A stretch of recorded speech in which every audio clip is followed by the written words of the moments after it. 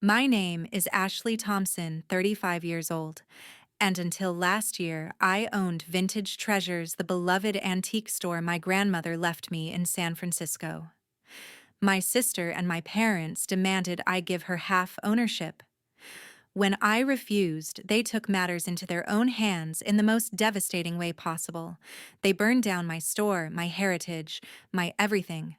But what the judge revealed during our court case shook our entire city to its core, and then one day after the verdict, I had 66 missed calls from journalists hounding me for the story. It started with the will reading that flipped everything upside down. They exploded in rage, accusing me of twisting an old woman's mind, swearing I'd pay for not splitting it fair. The attacks hit hard right away, non-stop calls at odd hours, vicious texts flipping between guilt and threats, even relatives I'd barely seen chiming in with their disappointment. Then my sister barged in one busy evening, reeking of alcohol, shouting that I'd robbed her of what was rightfully hers, knocking over displays and shattering priceless pieces before I had the cops haul her out. But that was nothing compared to what came next, the fire that erased it all in one night, a calculated move to cash in on insurance they figured they'd claim. I raced there in the dark, heart pounding, only to see it all going up in smoke, every artifact with its hidden history reduced to ash. Footage from a nearby camera nailed them setting it up, but the real bombshell waited in court. We went to trial, fast evidence piling up on their harassment, the fake policy they'd forged with my signature. Tensions boiled as they took the stand, dodging questions, but the judge dropped the hammer with secrets they'd buried for years, twists about family ties, and past schemes that left the courtroom gasping and the city buzzing with headlines. Reporters swarmed my phone, lighting up with those 6 calls the very next day, everyone desperate for more. Before I dive deeper into how it all unfolded, I want to know, what time are you listening right now and which city are you in? It makes me so happy to see how far stories like this can spread. Hit that like button if you're already on the edge of your seat, and subscribe to catch the full betrayal, the courtroom shocks, and how I pushed back. Vintage Treasures was more than just a store.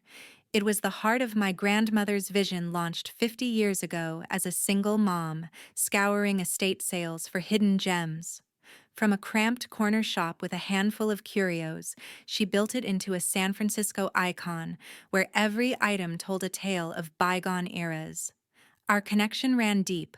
I was her shadow, soaking up lessons on spotting authentic relics, haggling with suppliers, charming tough collectors. By 10, I could date a Civil War button, blindfolded. She drilled in the basics. Respect your team handle. Complaints smoothly. Remember, you're trading in nostalgia, not just stuff.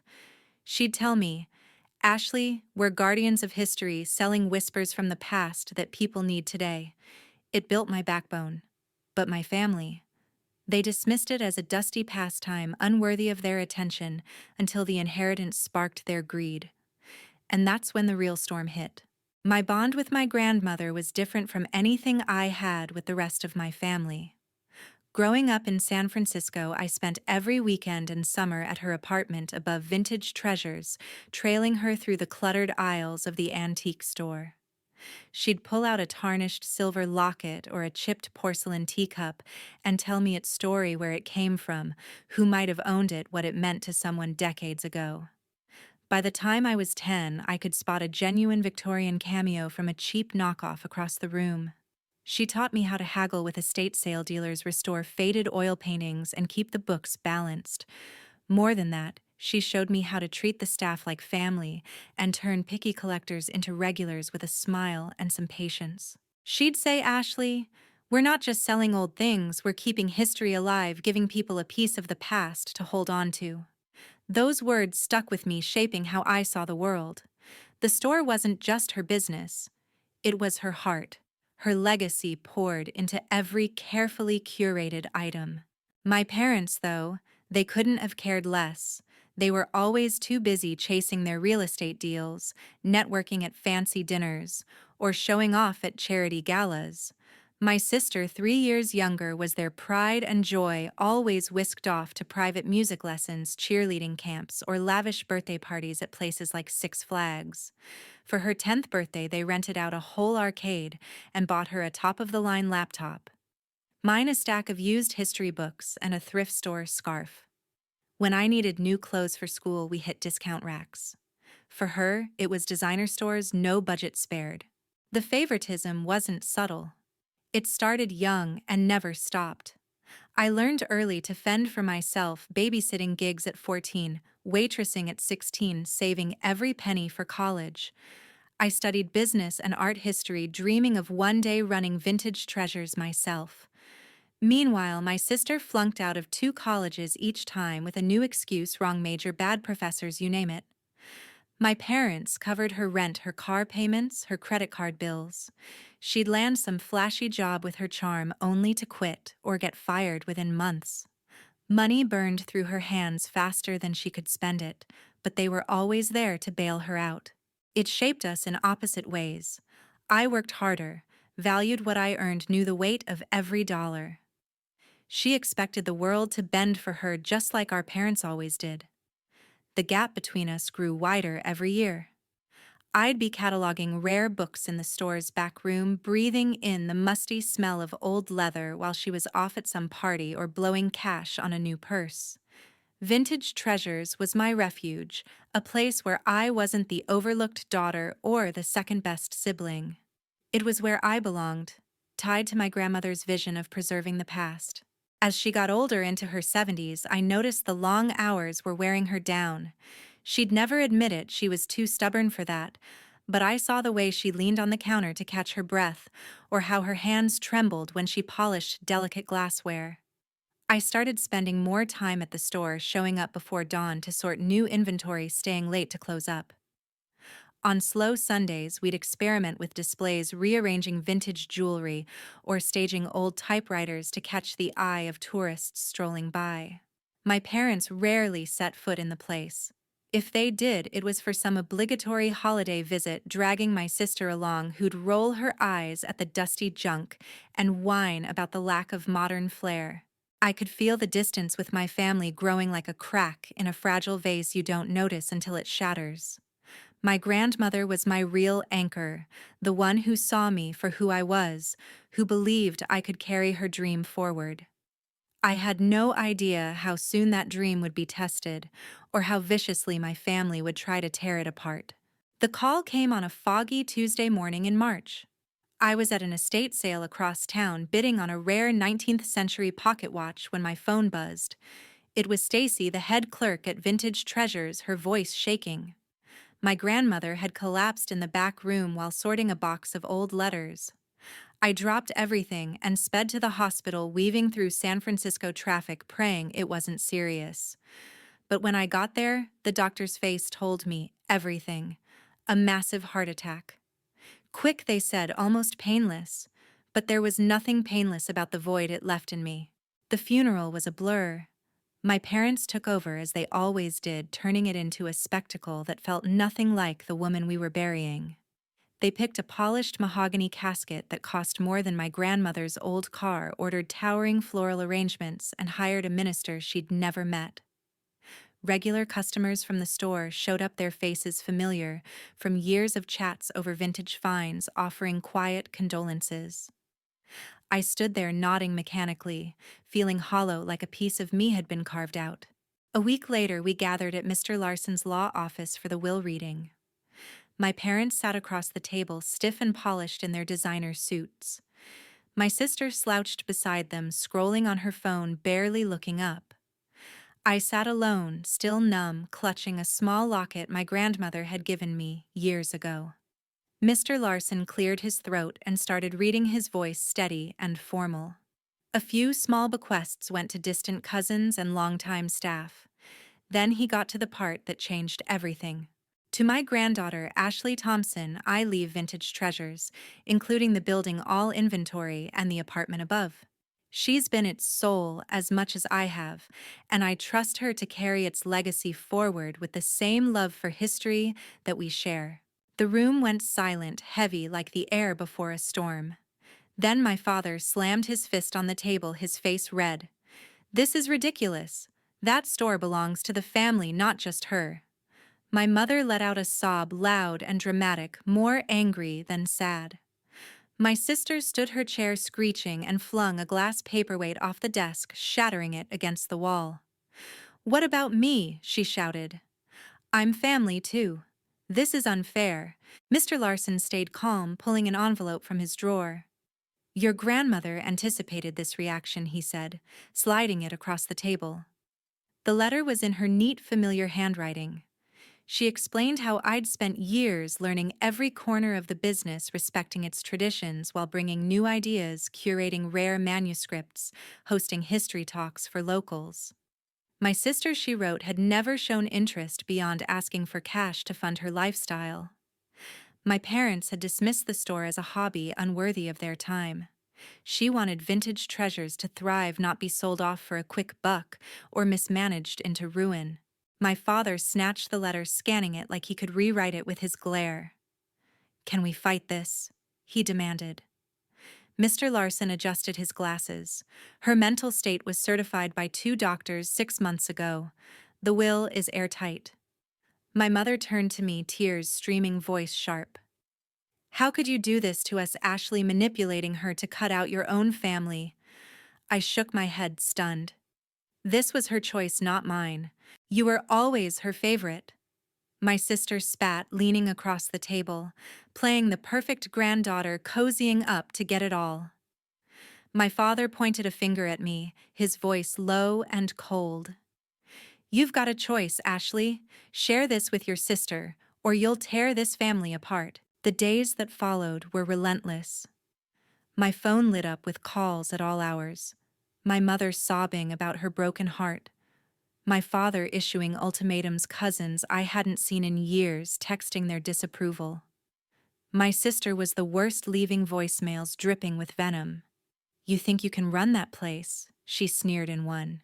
"You'll crash and burn, Ashley. Might as well give me my half now before you ruin everything." I clung to my grandmother's letter, rereading it every night, her words grounding me. She'd seen the family dynamics, clearly knew they'd fight me, knew they'd try to guilt me into giving in. Betraying her wishes would be betraying her memory. So I stood my ground. Vintage Treasures was mine, and I'd honor her vision no matter what they threw at me. But their anger was building, and I could feel it spiraling towards something darker. Taking over Vintage Treasures full-time was like stepping onto a tightrope. I'd worked alongside my grandmother for years, but running the show alone, handling every vendor, every repair, every customer complaint was a whole new beast. The first weeks were brutal. I found unpaid invoices stuffed in drawers, suppliers I didn't know we had, and a creaky air conditioner that gave out during a heat wave. I was at the store 18 hours a day, sleeping in the apartment upstairs, too drained to drive to my own place across town. But I poured everything into it, determined to prove my grandmother right. I kept the store's core intact. Her signature displays of vintage clocks and rare manuscripts stayed front and center. But I added my own touch. I launched monthly history talks with local authors, set up an Instagram page showcasing our finds, and started a loyalty program for regulars. To my surprise, business didn't just hold steady. It took off. Tourists flocked in after a glowing review in the Chronicle, praising the new energy in a San Francisco classic. Weekend slots for our appraisal events booked solid. Even a picky antique blogger called us the city's hidden gem, thriving under my care. But my family's resentment only grew hotter. Their attacks ramped up, no longer just angry voicemails. My parents started calling the store's line during peak hours, tying up staff with fake complaints about pricing or inventory. My sister posted fake 1-star reviews online claiming we sold fakes or overcharged lies I spent hours disputing with Yelp and Google. Then she took it further. One packed Friday night with customers browsing for holiday gifts, she stormed in, clearly drunk, her voice cutting through the chatter. "This is my store too," she yelled, shoving a shelf of vintage glassware to the floor, shards scattering. "You stole it, Ashley. You're a fraud." Customers froze, staring.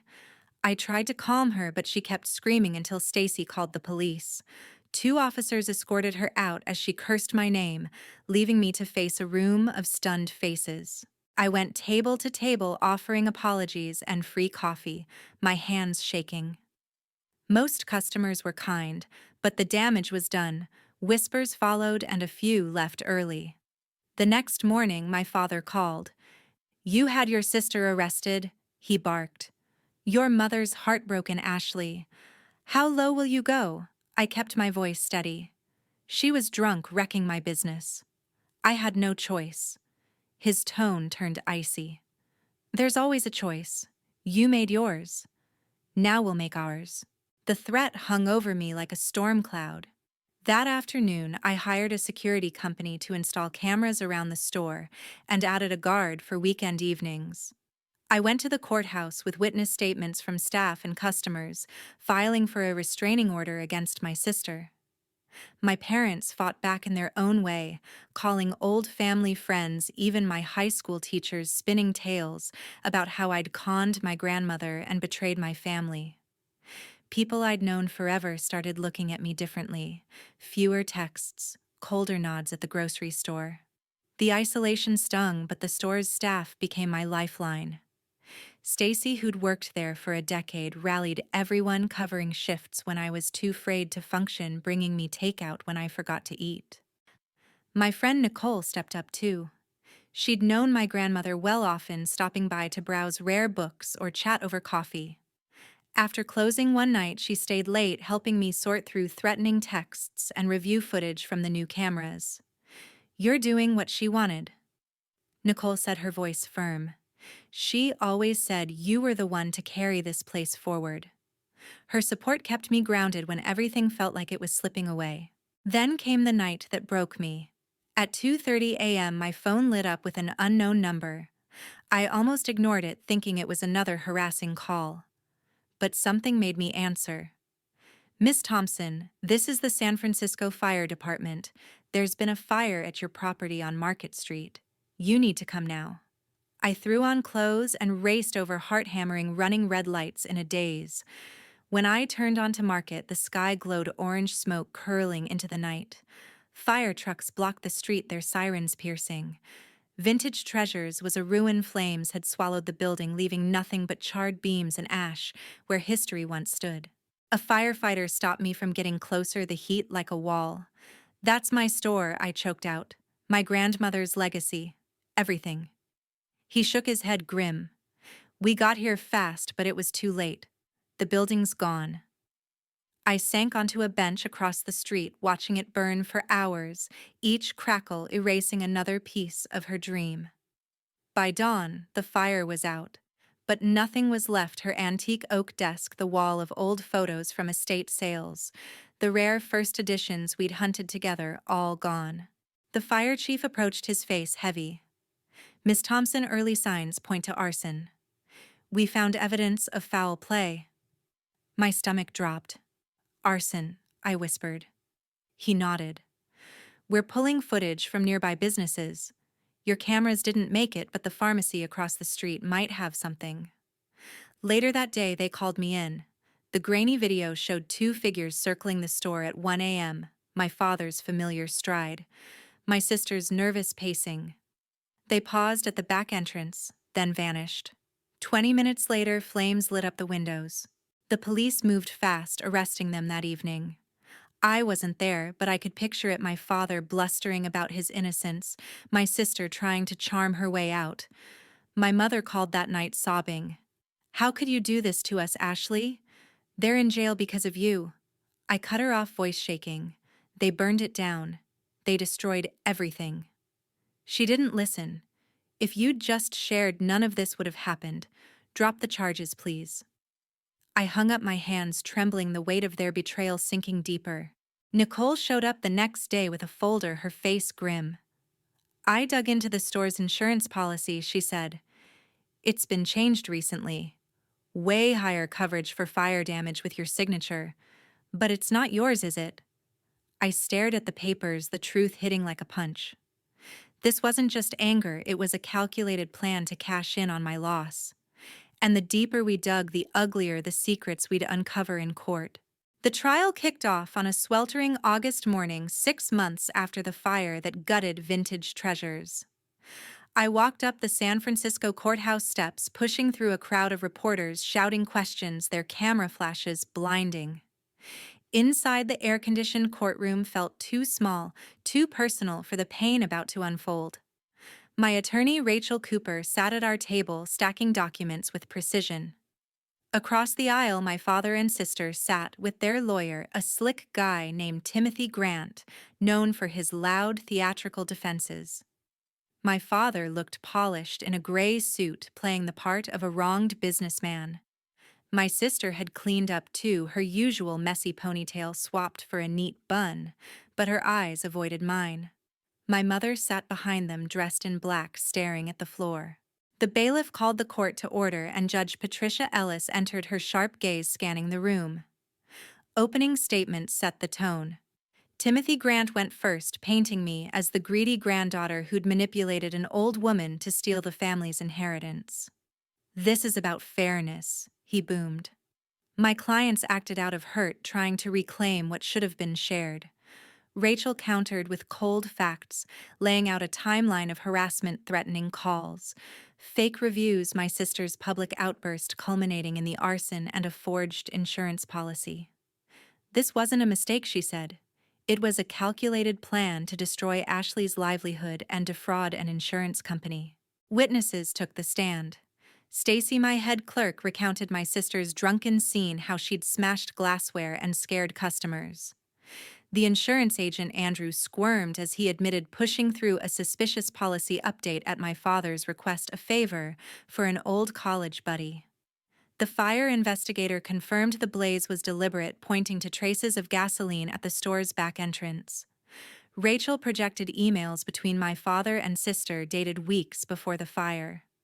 My father wrote the new policy's set. "Once it's done, we'll have enough to start fresh and she'll have nothing." My sister replied, "Can't wait to see her face when it's all gone." The courtroom murmured the words, hanging heavy. I felt sick, their cruelty laid bare in black and white. When I testified, I kept it simple, describing my years learning from my grandmother, the harassment that followed her will, the night I lost everything to flames. I avoided looking at my family, focusing on Rachel's steady nod and the judge's attentive stare.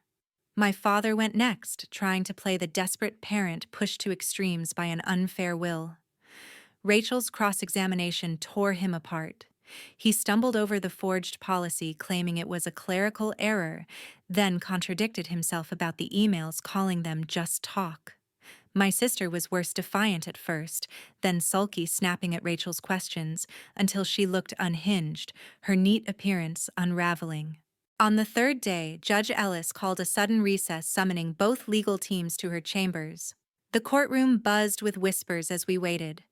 When they returned, Rachel's face was pale and the judge's expression was grim.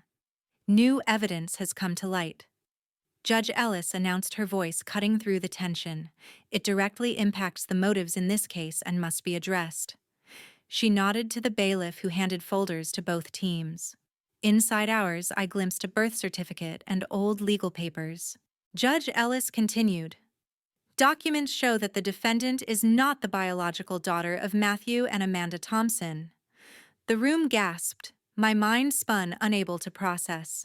Not my sister. She was legally adopted from a cousin of Matthew Thompson after a family tragedy, raised as their own without disclosure. My parents sat frozen, my father's face ashen, my mother clutching her purse. My sister's mouth opened, no sound coming out, her eyes wide with shock. "There's more," the judge said.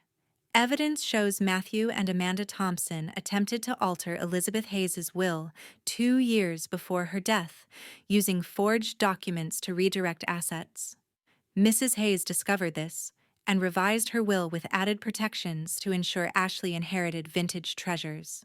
She held up a letter from my grandmother, written in her familiar script, detailing her distrust of her son and daughter-in-law, her certainty that I was the only one who valued her legacy. The courtroom erupted, reporters scribbling, spectators whispering. My sister turned to my father, her voice breaking. "You lied to me my whole life." The bailiff stepped in as she stood shaking, looking ready to lunge. Judge Ellis banged her gavel, ordering her removed until she calmed down.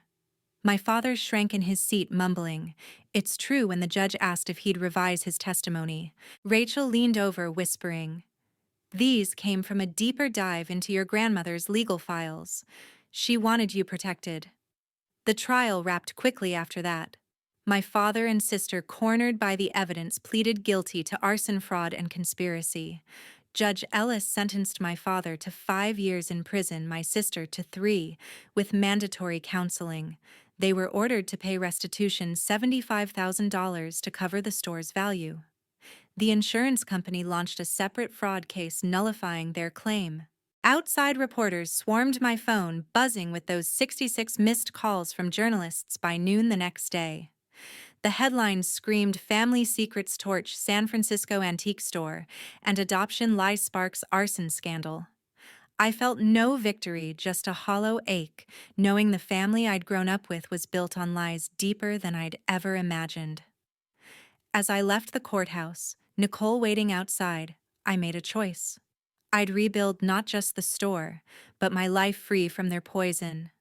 But what I found in the ashes would test everything I thought I knew about strength. A year after the fire, I stood on the cleared lot, where vintage treasures once stood, the charred debris gone, the ground ready for a new beginning. With the $75,000 in restitution from my father and sister, plus my own savings and a small business loan, I had the means to rebuild not just a store, but my grandmother's vision. I named it Elizabeth's Keepsakes, a nod to her passion for preserving history. The new building blended the old charm, reclaimed brick walls, stained glass accents from her original sketches, with modern touches like energy-efficient lighting and a sleek event space for history talks. It felt like a bridge between her legacy and my future. The months after the trial were brutal. I couldn't face the ruins at first. The blackened lot, too raw a reminder of what I'd lost. I barely slept, ate only when Nicole forced takeout into my hands, and moved through days like a ghost.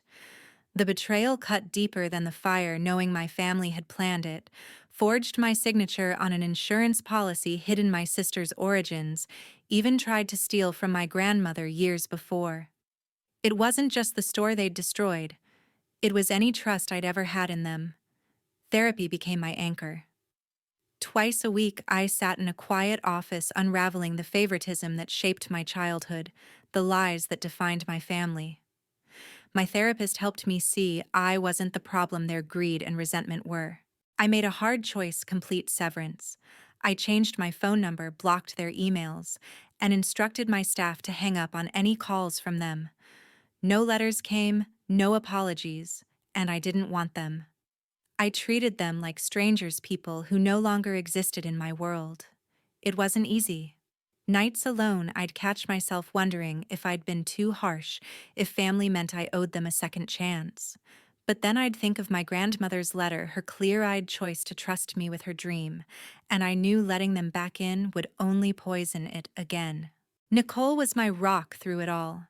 She'd drop by with coffee, help plan the rebuild, and dig through old photos from customers to recreate the store's history wall, a collage of Polaroids and stories from decades of estate sale finds.